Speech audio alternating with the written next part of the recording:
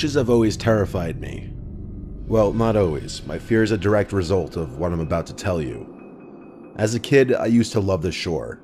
I remember spending many summers in eager anticipation of the weekend when my family and I would hang out at our beach house. Or, if I was lucky, they'd let me spend it at my friend Charles' beach house, which was even more fun. I was 16, and this was one of those special summer weekends. Me, Charles, and our third friend Riley were going to spend a few unsupervised days at Charles' beach house in LBI. Riley was a year older than Charles and I, and had recently gotten his license, so we'd be driving down in his car.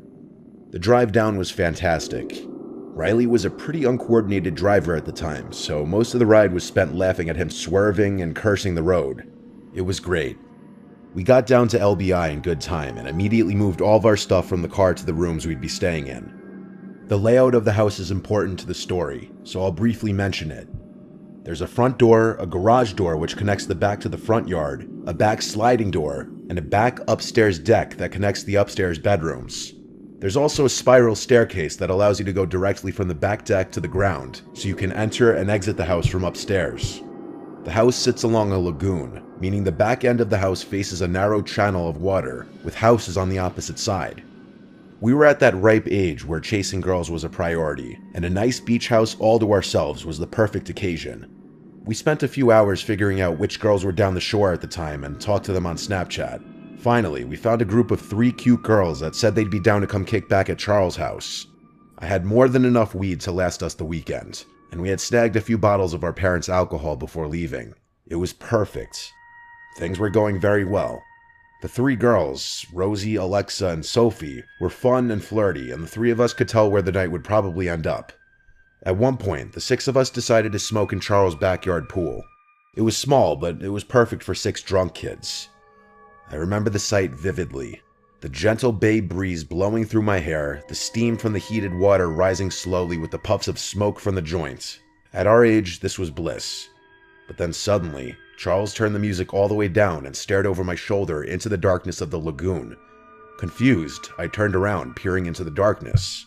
I could roughly make out the houses on the other side of the lagoon, but I wasn't quite sure what Charles was looking at. One of the girls asked Charles why he turned the music down, and he whispered that he saw someone standing on the dock opposite the house. I figured he was messing with us, so I started laughing. "Who cares, bro? People literally live here," I said. Charles shook his head. "I know that family personally. My parents said they're in Florida for the week." In all honesty, I still thought it wasn't a big deal or he was just messing around, so I kept chuckling. The girls were a little freaked out though, and said they wanted to go back inside. I wasn't going to argue, so the 6 of us started making our way out of the pool. As we were drying off in the yard, Riley jumped and cursed, looking towards the lagoon. The rest of us turned, and even though the light was dim, I could definitely see what looked like movement coming from the opposite dock. The 6 of us froze in place, trying to get a better glimpse of what we were looking at. Just then, a passing car on the road across from us lit up the scene ever so slightly, and the sight was horrifying. There were 4 tall silhouettes standing at the edge of the dock, facing us. It was impossible to tell what they were wearing or what they looked like, but there was no doubt they were facing our direction. "Go inside now," said Charles with a shaky voice, motioning us toward the sliding door. As we rushed inside, I heard a distinct sound that remains the most terrifying noise I'd ever heard. 4 consecutive splashes rang out from behind us. Those guys were swimming across the lagoon. We were in full-on panic mode at that point. The girls screamed while Riley slammed the sliding door shut and locked it. Charles quickly ran to the front to lock that door too, and the 6 of us ran to the room that wasn't visible from the outside. We waited in silence, horrified at what we might hear next. A few minutes passed. Still nothing. Out of nowhere, Riley cursed, revealing to us that he had forgotten to lock the sliding door on the deck. Charles started to panic, knowing that this house was about to be broken into. Just then, we heard soft, quieted footsteps above us, and that was the last straw. None of us had any weapons on hand, and we were all intoxicated, so running was really our only option. The 6 of us sprinted for the front door and bolted to the car, which Riley started up in a flash. The chaos of it all was too much for Riley to handle, and he destroyed Charles' mailbox on the way out of the driveway. Once we were far enough away, we called the police. The ordeal was a nightmare. We went back to the house once police had searched it, but the news was shattering. All of the valuables on the top floor were missing. But that wasn't the worst part. Charles' family owned a medium-sized Boston whaler boat, which was also stolen, most likely as the getaway vehicle.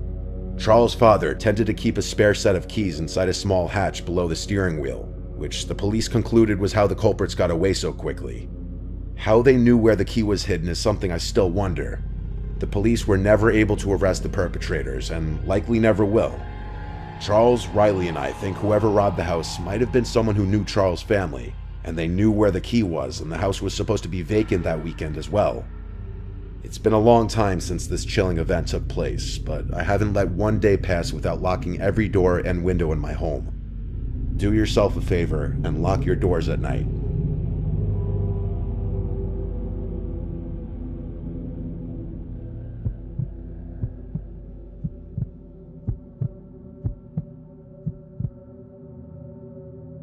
Okay, so I never thought I'd be revisiting this again, but I actually do have an update that's relevant to the story I sent in a while back.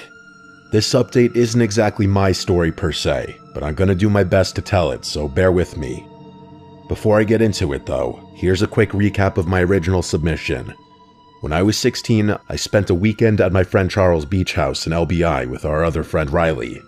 We were chilling in his pool with some girls we had invited over when we noticed people standing across the lagoon watching us. The next thing we knew, we realized they had jumped into the water and were swimming across, so we quickly rushed inside. Unfortunately, we didn't thoroughly lock up the house and those people broke in. By the time it was all over, the house had been robbed completely, and to top it all off, the perps had fled the scene in Charles' family's boat, which they had also stolen. As far as I knew, the authorities were never able to locate the boat or catch the thieves, and that's where things ended.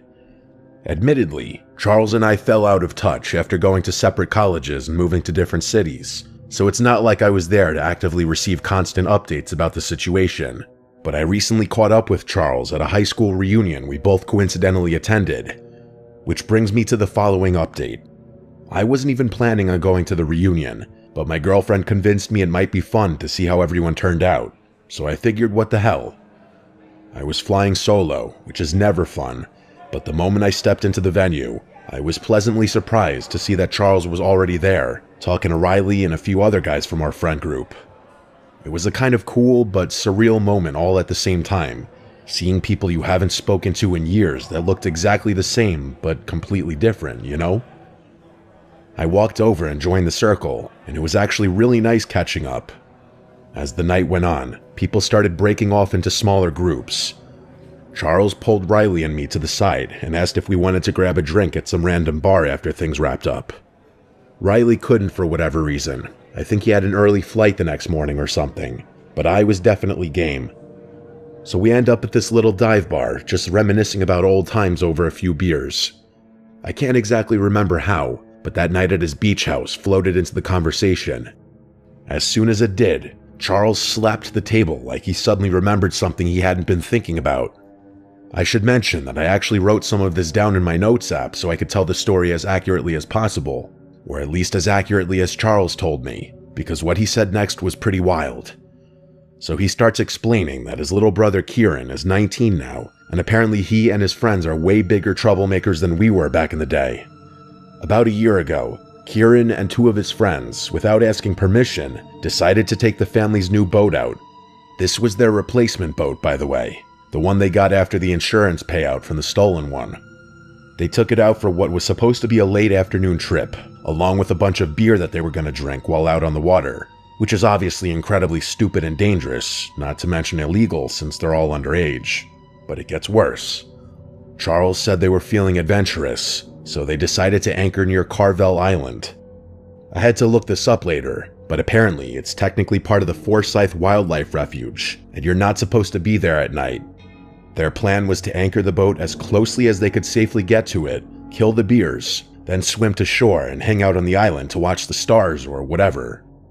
So they swim to shore and find a nice spot on the beach.